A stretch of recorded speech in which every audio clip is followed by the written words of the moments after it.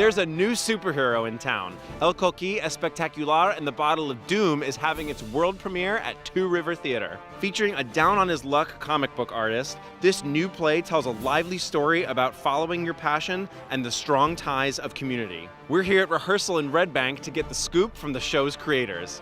What is Coquí about? It's about a character named Alex, who is an out-of-work comic book artist in New York City who doesn't feel connected enough to his Puerto Rican heritage, and so creates a superhero that he thinks is the avatar of everything it means to be Puerto Rican. A coquí is a tiny tree frog whose call you can hear at night in Puerto Rico, and so has become sort of like a symbol of the island. The Bottle of Doom refers to Voltage Cola, which is a corporation for whom Alex's brother Joe is doing marketing work. As the play progresses, we see their influence in marketing to the Latino community begin to take over Alex's creations one by one. How much of your life is in this play?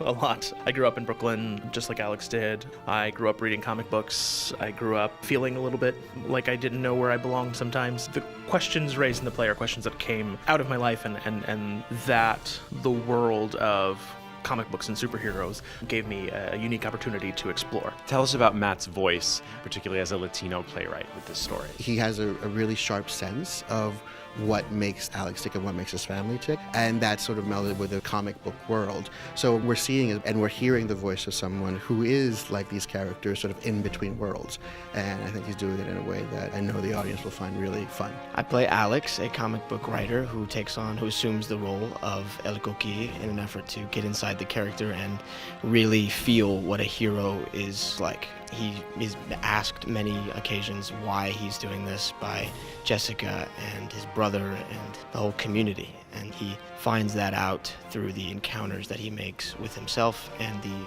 others in the community. I play Joe.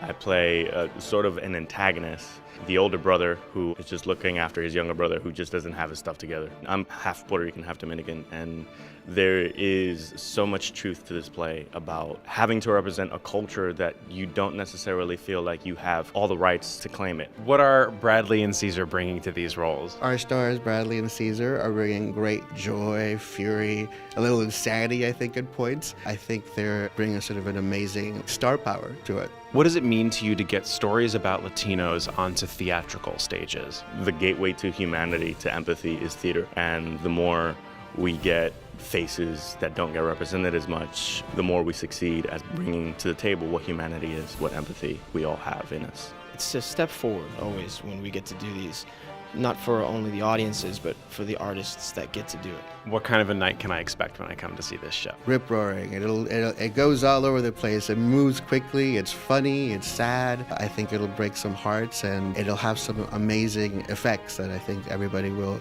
really enjoy. What do you want audiences to take away from this show? I just want them to have fun and to enjoy the fact that there is a Latino superhero. And I do think that while having a lot of fun on stage for the audiences and us, it is still a story rooted in challenges and what it means to be Latino in this country. Yeah.